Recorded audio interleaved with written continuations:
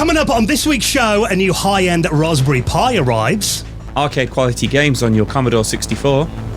And a creepy new demake lands on the Game Boy.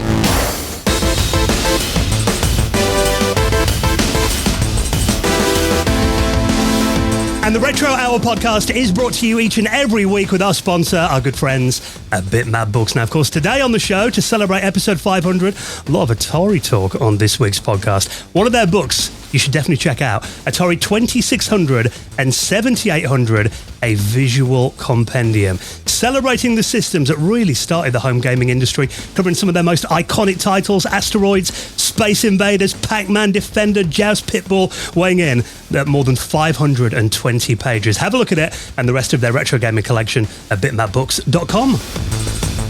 And with our good friends at PCBWay. Now, I'm sure you know all about PCBWay. Huge supporters of the retro community. They offer fully featured custom PCBs, prototyping service with low-cost, fast turnaround quality boards, and they offer services like 3D printing and injection molding. And check out the shared project section on their website as well for some great retro ideas. And get an instant quote right now at PCBWay.com.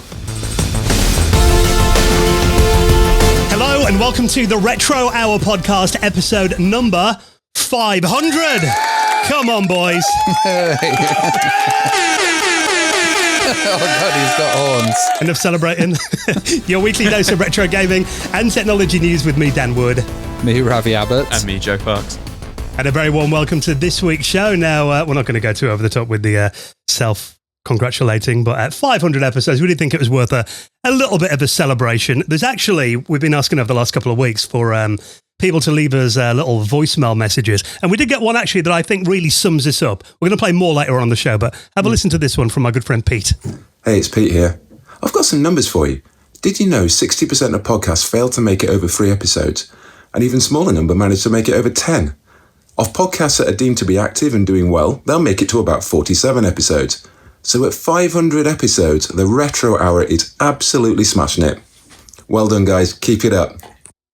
Hearing those stats, I don't know about you guys, it just really puts it into perspective that, 500 is something to celebrate, isn't it? Nearly 10 years of this show as well. 500 episodes. It's just bonkers. I was just thinking of all the fun, like, crazy stuff that's happened behind the scenes as well. And it's just awesome. We could probably tell stories all night. But, I think we should also kind of celebrate the guests that we've had on the podcast and the listeners.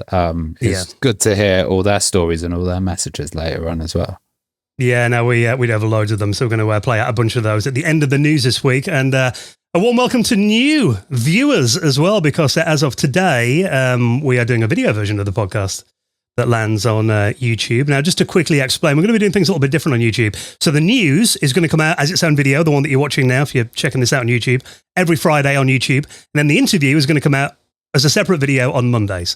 You're basically going to get a double whammy of the Retro Hour on your timeline. For audio listeners, nothing changes though. So, it might be worth just a little welcome for people that are maybe checking us out for the first time. I mean, this is basically a show of 2 halves. First half of it, us 3 nerds get to chat about what's been happening in retro gaming and technology from over the last week. We'll let you know all the big stories. And we welcome on veterans of the industry for an interview on the show every week. Now, we did, of course, want someone with a bit of heavyweight credentials for the 500th episode. And today is going to be the first part of an epic 2-part interview with someone who's basically been there since day one. Yeah, me and Joe did this one. Yeah, crazy that you guys let me do episode 500 interview. But it made sense with Roger Hector's kind of background. So I don't want to spoil it too much, so we won't discuss all the games that we go into and stuff. But he's a really, really fantastic career. He has worked for some very, very, very big companies. Do you want me to do the roll call, Joe? The roll call, you can do. You go for it. Okay, so in this episode, we're kind of doing 2 parts with Roger Hector because his career is just so big, and even that was quite hard to fit in. Yeah. But he started as R&D manager at Atari. So this is like post-Pong days, which is pretty amazing. Then went on to the Sega Technical Institute, where he's a director with, the Sonic team there, which was, Joe's specialist area. Great to talk about as well. And then he was a vice president of product development at Namco Bandai. And then he was also the director of product development at Walt Disney Company. So it's a pretty huge guest, this one. Yeah, really, really, really, really big story, really. And, don't want to, like I say, I always don't want to spoil it when I do the interview, but he was project manager for Sonic 3 and Sonic and Knuckles, which is really interesting because we've got his side of the story with certain famous musicians and stuff like that. Which was really interesting. So really looking forward to listening to this one back.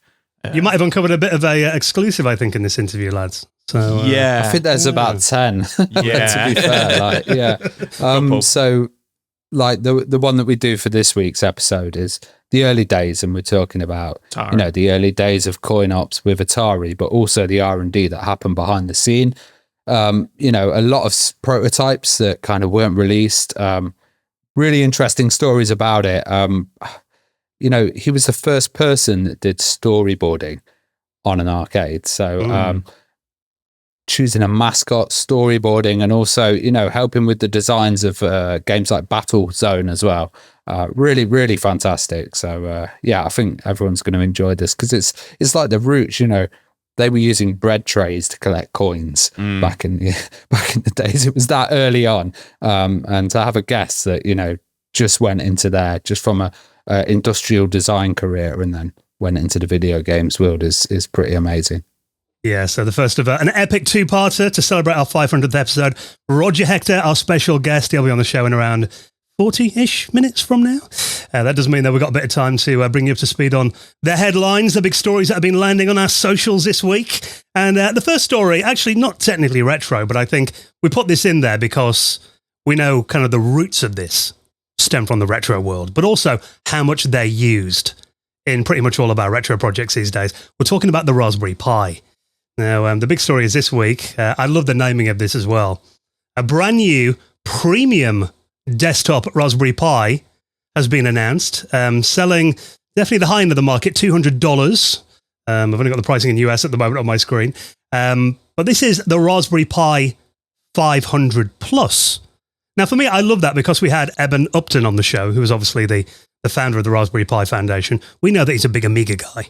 So I love the fact that he's called this a 500 Plus. I imagine that's a bit of a nod back to the Amiga. Yeah. Well, he said the 500 was influenced by it, but the form factor of it itself and having that plus in there is a little cheeky call to it. I mean, you talk again about the early days of this podcast. How long we've been doing this for now? I feel like the Raspberry Pi 2 or 3 maybe had just come out when we started doing this podcast. And I remember I got hold of the first Raspberry Pi when that landed. But I think that was only about like 25, 30 quid. So the Model B one. Yeah, so I got hold of one of those, and you think back then, I mean, I remember trying to get it to do 720p video, and it would even lag on that. This was the thing, the Raspberry Pi opened it up, so the stuff that people were doing on there, like, Kodi was an obvious thing, running media players on their centers and stuff, but also gaming, started programming it. It built that foundation, but now it's a real kind of viable computer system. Yeah. And like a Linux-based alternative one. But having it released in that Raspberry Pi 500 form factor, I always felt it felt a bit cheap. Like, well, the previous ones, like the 500 and the 400. Yeah, so the keys always felt a bit light. Yeah. It felt like it was nice, but it wasn't desirable for me. I would have preferred getting a Raspberry Pi and shoving it in something else. But this, to me, steps it up a lot more, this 500 Plus.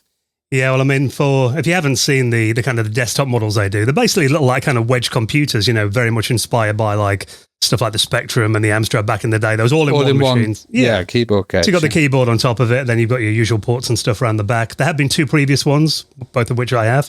And this one, though, the big difference is, I mean, we did mention then that really the Raspberry Pi, originally the goal of it was to be really budget and affordable. This one, they've kind of said, well, if we can just kind of, throw everything we want in there and make the ultimate premium machine, what can we get into it? So this has got the Raspberry Pi's 5 quad-core 64-bit ARM processor. It's also got 16 gigabytes of RAM, 256 gigs of NVMe storage as well. So, I mean, pretty good for a desktop computer experience. Which is expandable as well. So, yeah. And the big thing that everyone's kind of going wild over is it's got a nice clicky mechanical keyboard with a Gatoron KS33 blue low-profile switches with a LED as well. Yeah. So it does look pretty sexy. You say that this is the high end. I don't think this is the high end. For what you're getting a really good package. The high end for me is stuff like the new Commodore 64 by in Commodore. terms of Raspberry Pis, it's high end, yeah. For me, this is like really desirable because the emulation that's supported on there, playing MS-DOS, stuff like that, I'd prefer this than even something like the Spectrum Next because it's so wide-ranging. And for like $200, what you're getting is a hell of a thing, you know. It's got all the modern connections in there as well. Like we discussed that Vampire machine, which is around $1,000. Yeah, euros last week, and this is just probably a lot more powerful. You can do most of the stuff on it anyway, and there's a lot more support because there's a lot more Raspberry Pi users. So for someone like me who doesn't have a PC, this is great, and I can see this also going out to educational places, with that expandability as well. Imagine a classroom full of those keyboards clacking away. Yeah, that would be cool. Yeah. I love the fact as well, I mean, they're obviously, I think they're aiming this squarely at the hobbyist market. They even include a keycap puller, so you can change the default keys on it as well out of the box. Yeah, change the colours of them and stuff. Yeah, that's which I think is very nice. Yeah, so again, I mean, I tend to buy every Raspberry Pi. I mean, the 500, I installed Linux on there. I've got RISC OS running on the 400. But Amibian or one of these installations, this is beautiful. They've definitely got the stage where they are, really more than capable of running emulation of classic systems without really any slowdown. Can you run like the Dreamcast on it? Yeah, I would imagine you probably could on this one. PS2 maybe. Yeah, I mean, maybe we're obviously streaming this live to our patrons. Maybe someone will let us know what they reckon. But I think, I'm looking at this for me. It'd be a great, like you said, running Amiga emulation or RISC OS. It'd make a really nice RISC OS machine when that supported it. Well, just DOS box, Yeah, so or nice little Linux box as well. That's the thing with Raspberry Pis. Most people have them like hanging around doing various little tasks, don't they? So I do like the all-in-one form factor though, and this looks very sexy. That RGB key, I know it's cheesy, but there's something about it. I don't know, I just want it. So that is available to buy right now from raspberrypi.com. I'll link that in this week's show notes. Nice to see new developments from the world of Raspberry Pi. Now, this one's very cool as well. Now, I always love it when we find kind of lost media, games that we thought were lost to time, and then someone uncovers something in a bizarre part of the world. This one, actually, it's quite surprising because this is a game that only ever came out in Japan back in the 70s from Sega, and they thought this was lost forever. Apparently, there's been like a few kind of photos and stuff circling the internet over the years. But this was a game called Heavyweight Champ. Came out back in 1976, not to be confused with the 1987 Sega game that came out on consoles of the same name. Yeah, so this is basically thought to be lost media, and it's so, to describe it, like it looks so ahead of its time for me. So when I think arcades, like early arcades, I always think of the 80s. I don't think of the 70s. When I think of like 70 arcade machines, like I always think of like these big mechanical arcade machines that might have like, like a screen on there with lights and stuff like that, which, to be fair, this doesn't look a million miles away from. But what's really interesting about it, it's a boxing game. So you have two boxers on the screen, and they believe this is the first ever video game to depict like hand-to-hand combat, which is really interesting. That, the game is lost and now it's sort of been found again.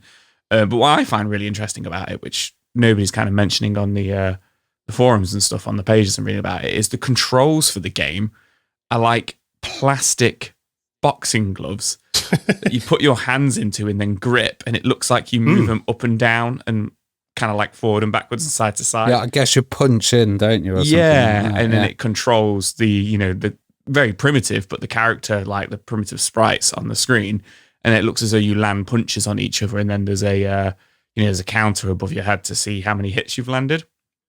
But what's happened is basically the blueprints of this game have been found, and I'm not too sure if they've been found by this Italian museum, or they've been sent the Italian Museum has been sent them to kind of like, store them. And basically, it's in the hopes that maybe one of these will turn up, and if it's broken, they'll be able to fix it following the blueprints. Because the last time that anybody can kind of find that one showed up was on a Yahoo auction in 2019. Was that in Japan, I guess? Japan, yeah, but it had a smashed screen, and it was like, it was in disarray, apparently. It was, it was pretty smashed up and stuff. So I guess the hopes is if one turns up, it'll either get donated or, the blueprints can be, copied and sent out to restore it. I thought initially when I was reading it, I was like, maybe they can use the blueprints to build one, but it's more to restore it. But although technically, I suppose if they've got all the plans to it, I mean, obviously that custom control is going to need a bit of design and work, I imagine, but it wouldn't be beyond the realms of possibility. Maybe that come. But also that has got to be really strong because people are going to be like punching it. At, especially someone with your kind of guns, Ravi. He'd break into it. He's been in the gym lately, hasn't he? But yeah, this is it's in Italy, which I find is interesting because obviously this is a game that only came out in Japan. How it ended up in Italy, like you said, Joe, maybe it got donated to them.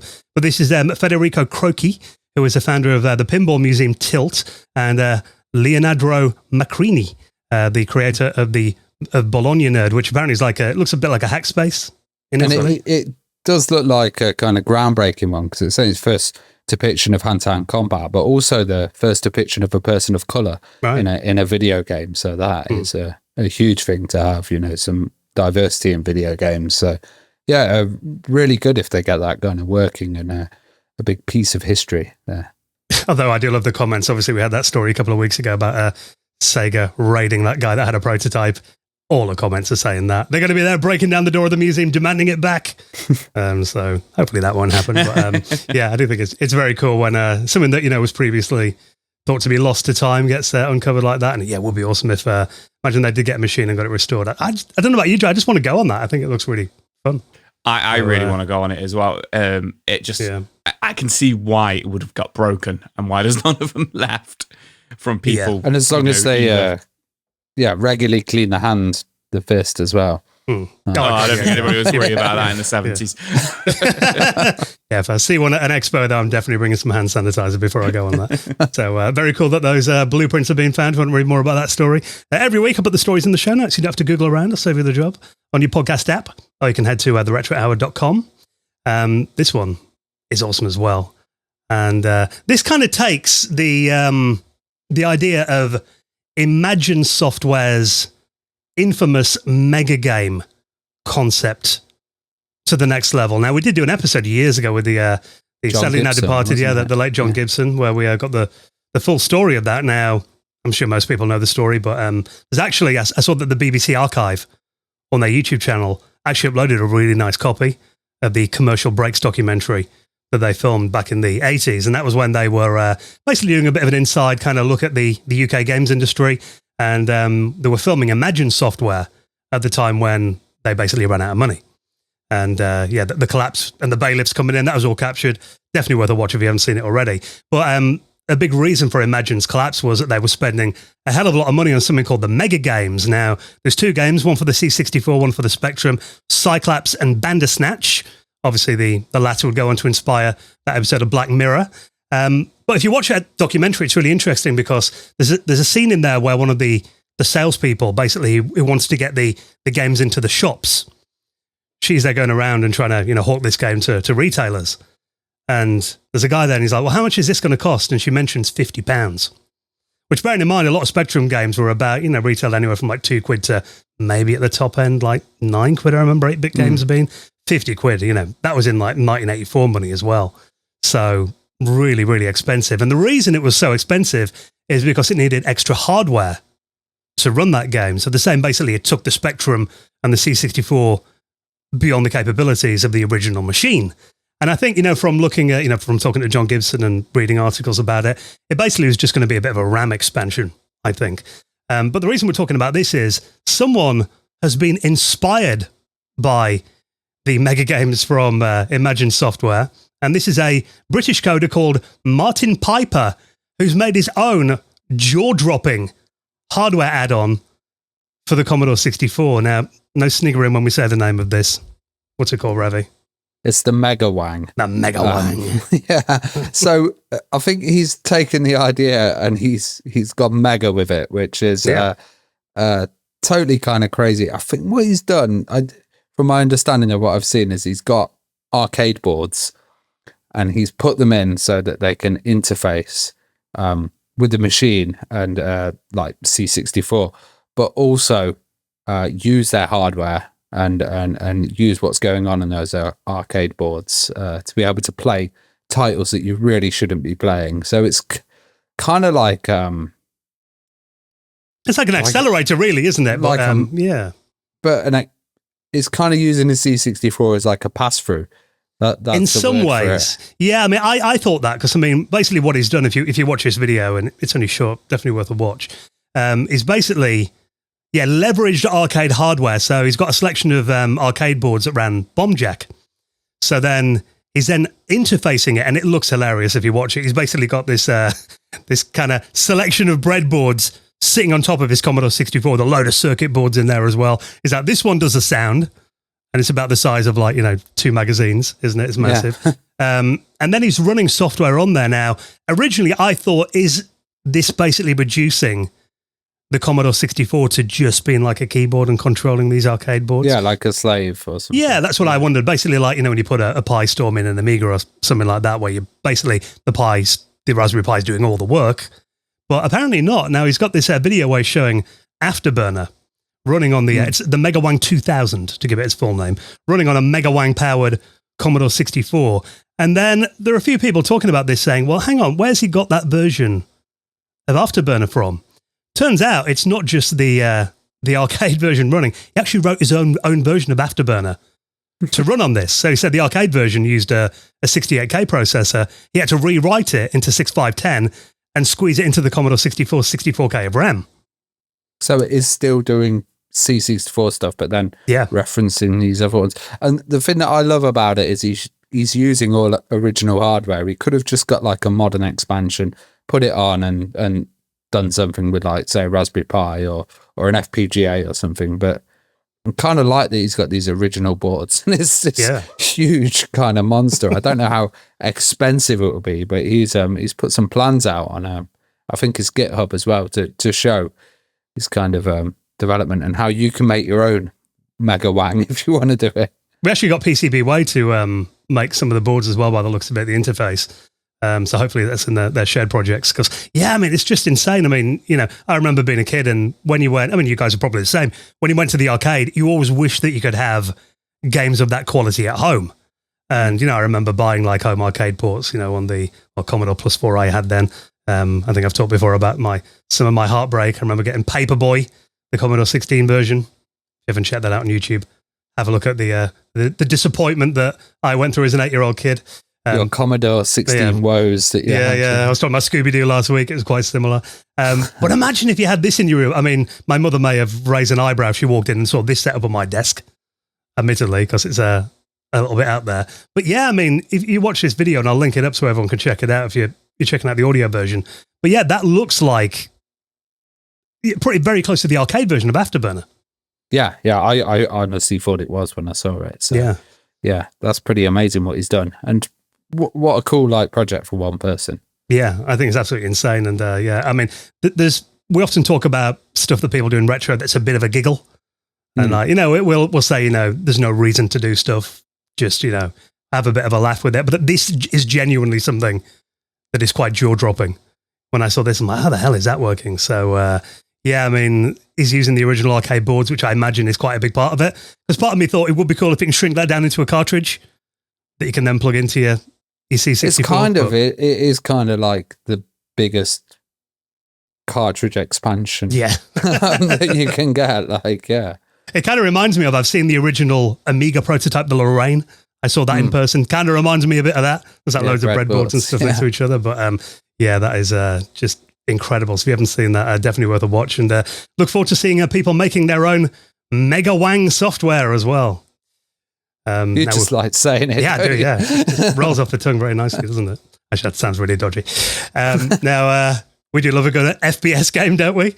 And obviously we're getting into that time of year now when we like to get out a few of the creepy games, and love Heretic and Hexen. Obviously Heretic recently came out on the Nintendo Switch. Been loving that on there, the new version of it. Now this is a game that is quite heavily inspired by games like Heretic and Hexen. Another, I think they call these boomer shooters. Yeah, this is Wizardum, which actually came out this week on, by the looks of things, all modern systems, Steam, Switch, Switch 2, PlayStation and Xbox. It's come out for £16.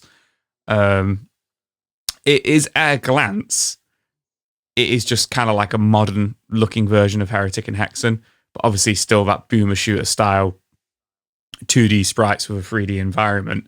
I've actually been playing Heretic and Hexen, the remasters. Have you played them before? Is this your first time you played them? It's my first time I've played them. All right. What do you think?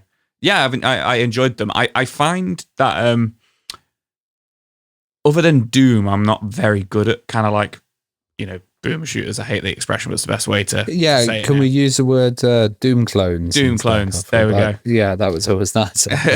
I find I get lost a lot in them, because I like the textures of like walls and stuff like that. You like, all that brown. I'm running around and I'm like, where am I supposed to go? But luckily, I think it's on Hexen, which was the second one. You do get a marker on your map, which really helps with where you're meant to go. So I've been enjoying that. So this looks right up my street. So obviously it's called Wizardum. So you play as a wizard in this one. Mm-hmm. However, from watching the trailer, it does look as though there is many other weapons available, not just magical spells, such as, ice ones and fire ones and shooting lightning from your hands and stuff like that. There's also like flintlock pistols, which looks great, and kind of like melee weapons as well, like clubs and stuff, as well as crossbows. It looks absolutely like action packed, with a lot of gore, a lot of moves. Like you can do like a pentagon move where it like draws a pentagon on the screen and shoots it at all the enemies and makes them all explode. Nice, extremely fast pace. I really like. I mentioned there, like sometimes you kind of get lost. I find I get lost in these games because a lot of brown, a lot of dark green kind of textures.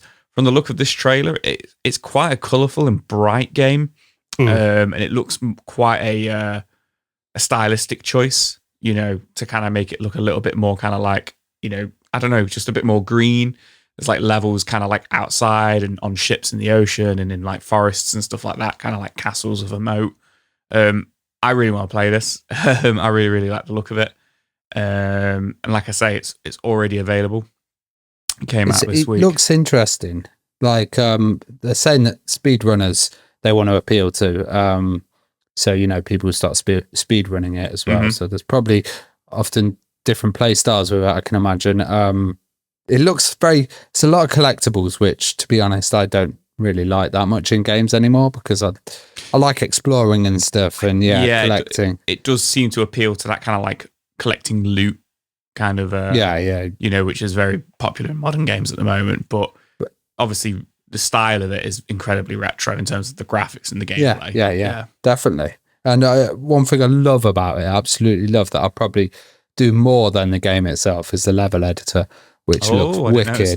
And the fact that it's got a level editor in the game, it's really easy to use. I love level editors in games. I just think it's so cool, making your custom maps, and then you can share these with the online community as well. And then, so I think it's going to grow in content and a different style and approach and designs as well, and play styles, hopefully. Yeah, I'm loving the resurgence of 90s FPS games. And I think you mentioned it before, Avi, that when you play the originals on like original hardware, it can be a bit like, the low frame rates and stuff sometimes can be a little bit headache. Doom sickness. We did a Doom LAN and like 4 of us nearly vomited. It was just so bad on original systems. We were quite drunk though, but yeah. Yeah, which doesn't help.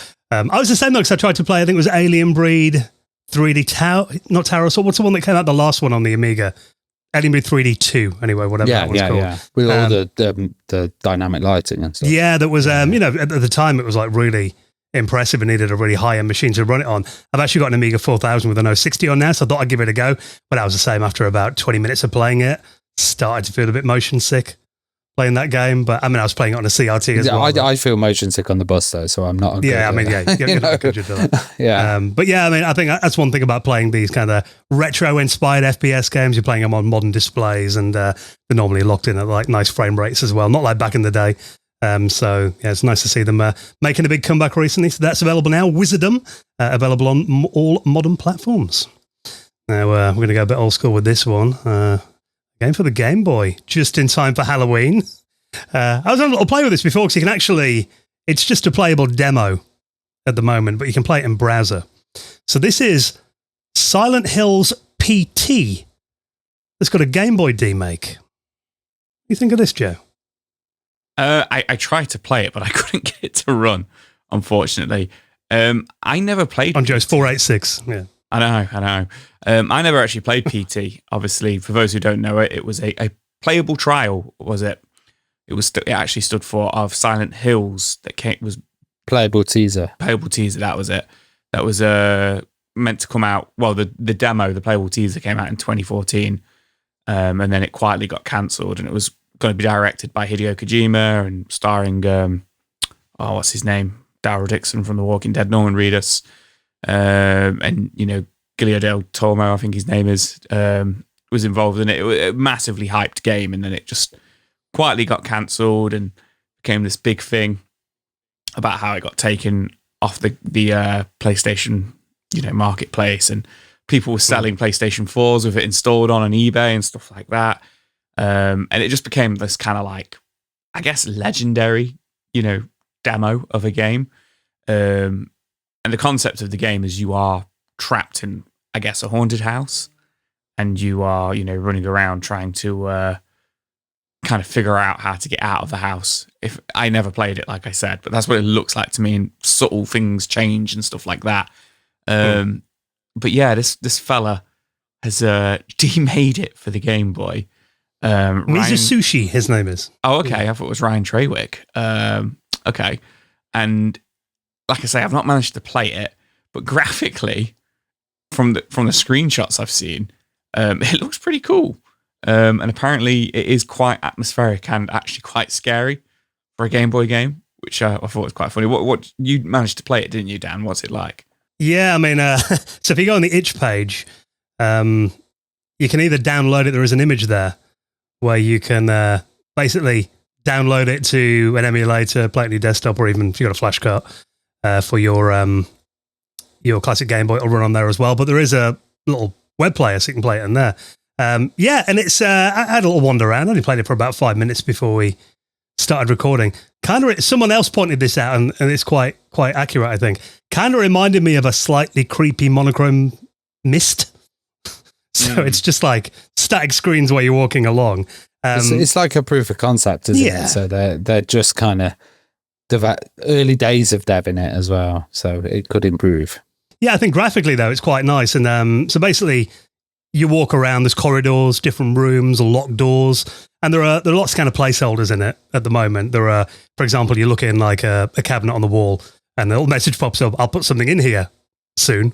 So like obviously the developers just kind of figuring it out. But in terms of the engine though, I think it doesn't really remind me. I mean, I'm not the biggest Resident Evil fan or a Silent Hill fan, those kind of horror games. I know they're definitely more down your kind of taste, Joe, but didn't remind me too much of anything like that, if I'm honest. Okay. I think it was more like, like I said, it reminded me more of a really scaled down version of, something like kind of Myst, where you're just kind of wandering corridors and things. The thing about Silent Hill was always limitation and what they did with the technology, the small level of mist in the original game and like the radio interference and stuff. So hopefully they'll be able to do like Game Boy equivalents or little uses of the Game Boy that we haven't seen. This is a really early version, so hopefully we'll see some stuff in the updates. Well, they're saying, I mean, you walk around, you can look at things. There are some puzzles that you can solve in it as well. But there's also a ghost. I didn't see the ghost when I was playing it, that apparently you can't defend yourself against. So you basically need to avoid the ghost.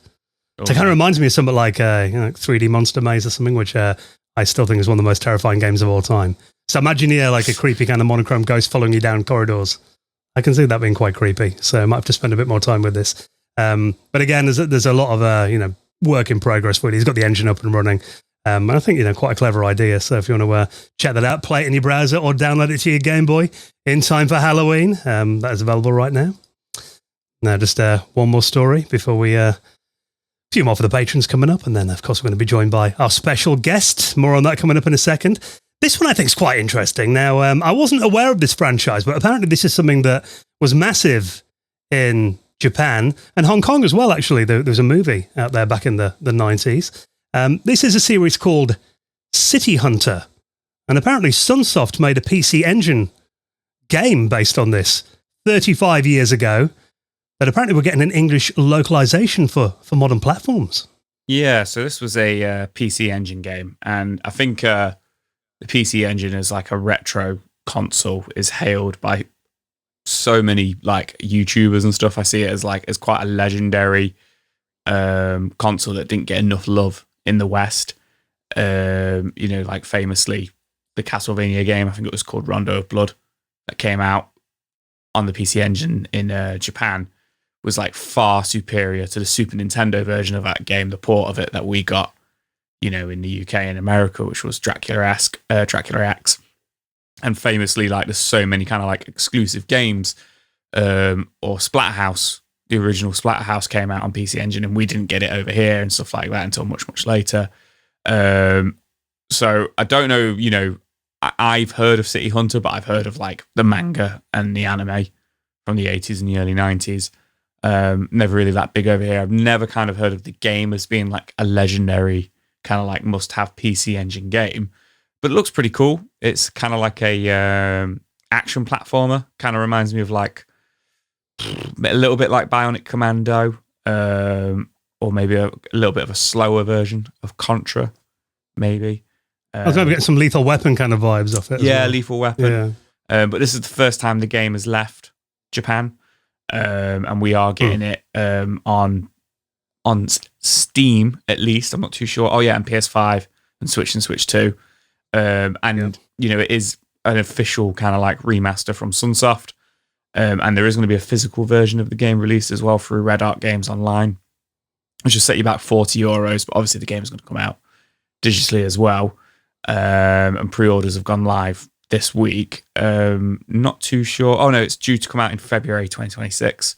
Yeah. So not you can pre-order it now though, yeah. Yeah, but yeah, it looks like a cool game. Cool to see it getting an English translation for the first time ever, and it kind of hopefully opens that door for more kind of these like exclusive Japanese PC Engine games, that never got like localized to the to the Western world. Hopefully it kind of opens that door a little bit more, because like I said, there's so many kind of like out there that people kind of like, what's the word I'm looking for?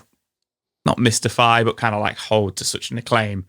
We've, other than emulation where they're in like Japanese, or getting original hardware and then playing it in Japanese and stuff, we don't have English ways to play them. So it's cool to see. And City Hunter as well. I mean, apparently it was massive. There was like an anime series of it. And there was a movie as well, and I do remember seeing a clip of this on YouTube. There's a film of it, City Hunter, starring Jackie Chan. That came out back in 1993, and you might have seen it. I saw this on YouTube a few years ago. It's I think kind of went viral briefly. Jackie Chan basically is a live action Street Fighter 2 scene in there. I didn't put two and two. I know about that. Yeah, that is City Hunter, isn't it? Yeah. And he's he dresses up as Chun-Li, isn't he? Yeah, and all the bad guys are like Ken and Daoism and stuff, aren't they? Yeah. So that I did watch it again earlier, and very funny if you haven't seen it already. So it looks a fun franchise, and like you said, nothing that we really know about over here, but it seems in that part of the world it was massive. And obviously Sunsoft, they were kind of the kings of the licensed game over there, weren't they? So nice to get a localized version of that. So as Joe mentioned, pre-orders for that open right now. If you want to get physical, you can wishlist it on Steam, and they're coming out for everybody at the start of next year. Okay, a few extra stories on the way for our patrons in just a moment. So we are live streaming this episode to our patrons. So nice to have people, live studio audience, which is quite cool.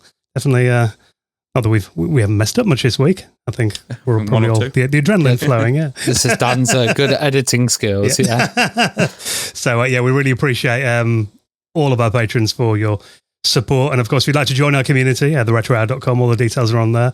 We do our monthly patrons hangouts as well. Another one of those coming up will be the Halloween one, won't it, next time, end of October? So all the details to join us on there are at theretrohour.com.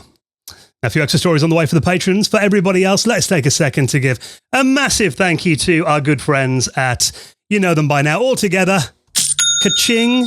It is our friends at Shopify.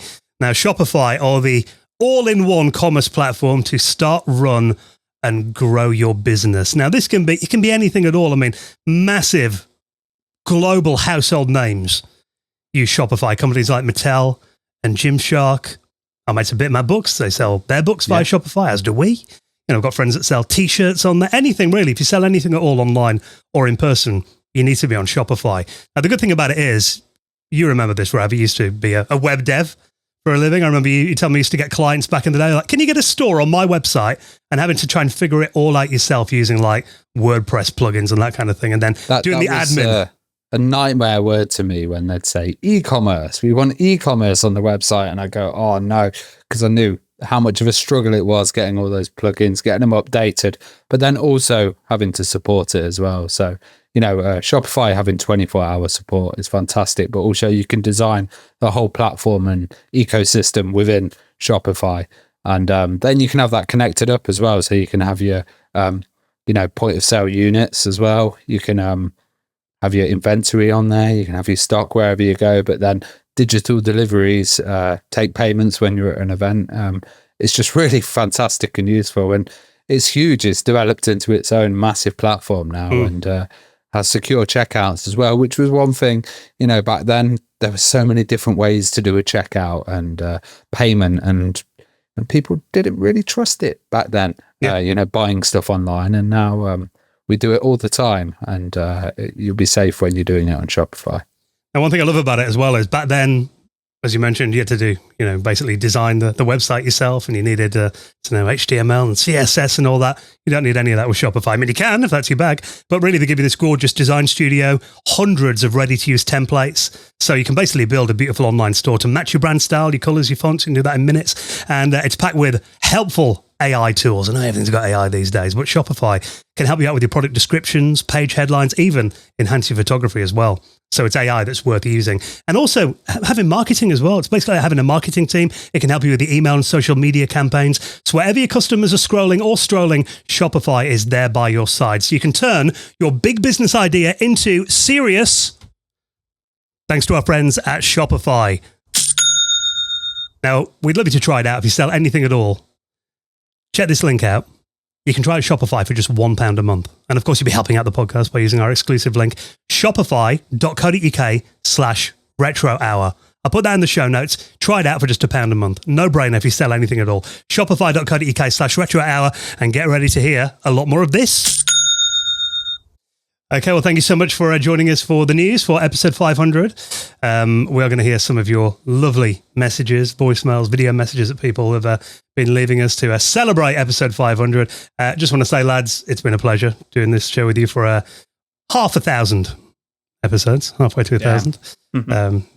Proud of us all, guys. So it gives us a reason to talk, doesn't it, every week? Yeah, as Ravi said to us once. You guys are my best buddies. So, As Ravi said to me and you, Joe, once, I wouldn't even talk to you guys if we didn't do the podcast. He's just some of his best buddies. He's redeemed himself. Because on the recording. And also the listeners as well. Like, absolutely, it would be completely pointless without you guys. So just hearing some of the messages where you've said, this has helped you get through work, this has helped you, kind of just get through life. And I think we're providing a bit of a service here, lads. So, it's really nice to hear that. Yeah, before we get too teary-eyed, let's just wrap up by saying thank you so much for your continued support and for checking out the show each week as well. Really means the world to us. So here's to another 500 episodes of the Retro Hour.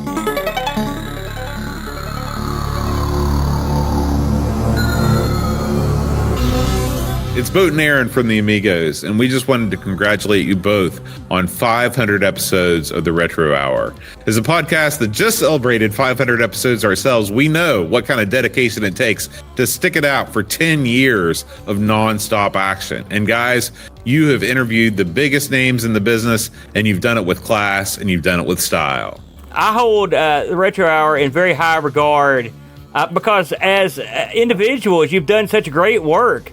but when combined, it's like a Super Friends sort of a thing, Boat. All they're lacking is the Wonder Twins, and they'll be good to go. But That's we do right. salute you. You know, you were kindred spirits. We're very similar in terms of when we started, and it makes me happy to see all the success that you guys have achieved. So congratulations on 500 episodes. Until 1,000 episodes, we will bid you adios. Adios. Hello. The highlight of every Friday is to discover that the last episode of the Retro Hour is available, so I download it, and then I listen to it when, for instance, walking my dog by the river. Here is my dog. So congratulations for your 500th episode, and thank you. Bye. From the top of New York, congrats on 500 episodes. Looking forward to 500 more. Thanks. Hi guys, congratulations on your 500th episode. My name's Derek and I'm an avid retro fan. I grew up with the Atari VCS and then I got a ZX81. Started doing some programming on that, if you could call it programming. And then I went through with consoles like an N64. I had a ColecoVision, which I loved the Donkey Kong on the ColecoVision, and then right through Amiga. Not much of a PC gamer. I've always been more consoles, PS1, PS2, Xbox, and so on. But what I didn't realise was that the scene was so big. I never had anyone really to talk to regarding retro stuff because not many people were into it. So a few years ago, when I discovered more of the channels that were online and latched onto your channel, then yeah, I mean, I love the fact that you do what you do. I'm a patron now, and when I do my long journey every week, I've got a Friday and then a Sunday night, which means I normally miss the hangout, although I have been on one a few weeks ago. I listen to you in my car. So you wanted places where people take in the podcast. This is it. I get you in my car when I'm driving backwards and forwards from the northwest up to the northeast. And I absolutely love what you guys do. I've been back and listened to to all of the guests over all the previous episodes, and now I get the news as well up to date. So yeah, that's really good. So nice one, guys. Keep it going. I'll be an avid listener forevermore. A huge congrats to Dan, Reva and Joe, such an incredible achievement. A decade of bringing us amazing insights into the world of retro and sharing incredible stories and introducing us to the people who shape the industry. Here's to another 500, and here's to the next. Happy 500 episodes! Yes, like the piranha plant said, happy 500th episode here from Sweden. 500 episodes. Who could afford it? I have been with you not since the beginning, but for quite some time now, and I have even been on the show once, or at least on the news section, and I have had Ravi record his part of the news section from my living room once. My original plan was to make this video showing how I tend to listen to the show, but since that is on the bus to and from work, I felt that would have been a bit uncomfortable. So I do this recording from my little retro dungeon. I'm looking forward to at least 500 more episodes of your show, and I also look forward to spending time with all the friends I have made through your show and through the Patreon and the Hangouts, the high point of every month. So, with that said, I hope you have a great celebration and a great 500th episode, and I'm looking forward to see you all again on the next Hangout. Bye from Sweden. Happy 500th episode from a nearly 60-year-old and a 43-year-old Vectrex. Cheers. Hello guys, Björn Kristoffer or BC from Sandefjord in Norway here. Congratulations on reaching 500 episodes, that's really impressive. It's always nice to start the weekend with listening to your podcast, but now I'll start watching the videos as well. So keep up the good work, and maybe we'll see each other at the Retromessa next year as well. Big congrats to the Retro for reaching episode Amiga 500. over a decade now, being the best retro gaming and computing show on the internet, without doubt. Well done, guys. Keep up the amazing work. Some of my favourite shows have been the Dave Hayden interview. I get to reveal some fascinating secrets behind the creation of the Amiga, or some of the Amigas. The Yoko Shinomura interview, which was a composer for the Street Fighter 2 music. I found that fascinating. And then the Enigma Variations interview, that was really good. They talked about so many. It seemed to develop pretty much all the 8 and 16-bit platforms, and they had some really interesting tales to tell. I would like to see you start covering the used box, please, and continue with the Spectrum Next coverage and Mega 65. They're all cool platforms. So yes, guys, congratulations on episode 500. Episode 500. Firstly, congratulations, guys. I don't know what to say. I don't know that you would understand the impact that your podcast has had on my nostalgic journey. Just, you've set the bar so high, and it's not a competition. Actually, it's not a competition. Yes, I'm involved in another podcast. Doesn't matter. Just hearing your theme tune, kick in. It's like a Saturday morning TV show, that you have a fond connection to. Hearing your voices, hearing your memories, hearing that pre-show chat. That's my favourite bit, in all honesty. Love the interviews as well, but that pre-show chat, that's where the rubber meets the road for me. Never in a million years would I have imagined that I would eventually meet you guys, at Kickstart last year. That was fantastic.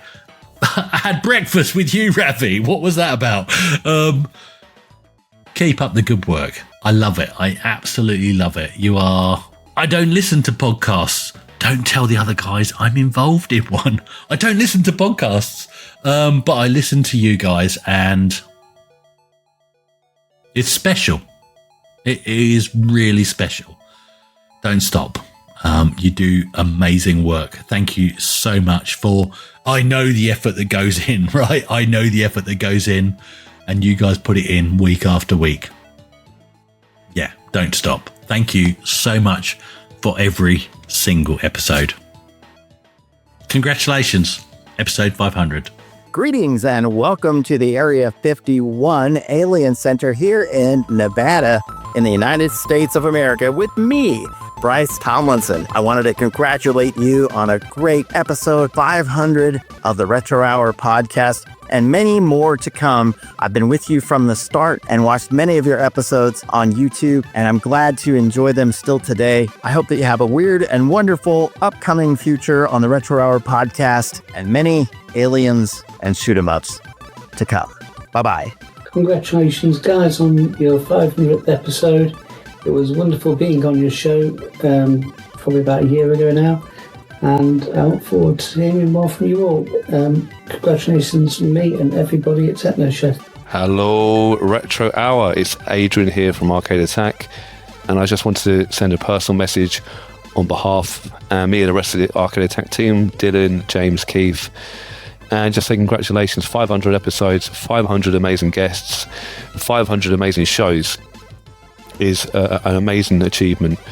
Who knew there's over 500 people who have made our favorite video games and gadgets and tech, and you guys have chatted to them and you've helped preserve some history. So you've given people a voice, you've allowed them a platform to tell their story. And I've interviewed a few people for Arcade Attack, and I know how hard it can be to organise, to write questions, to make sure the interview flows well, and you guys just take it to another level. So congratulations. I think you should be so proud of yourself.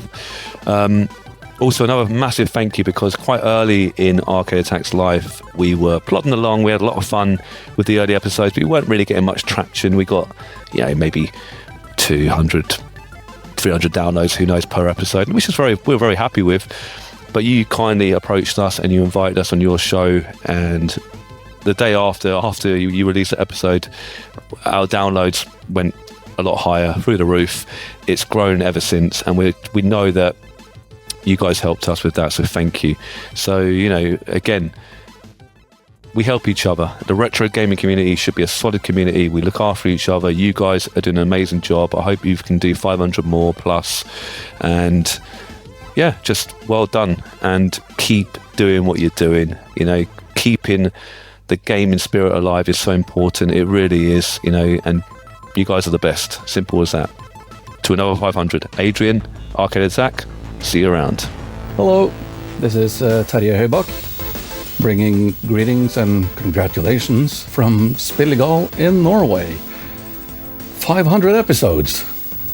That's a lot. 500 great episodes. I've listened to all of them. 500 great interviews. That's amazing, guys. I don't know what else to say. Well done. Cheers. And there's going to be 500 more, right?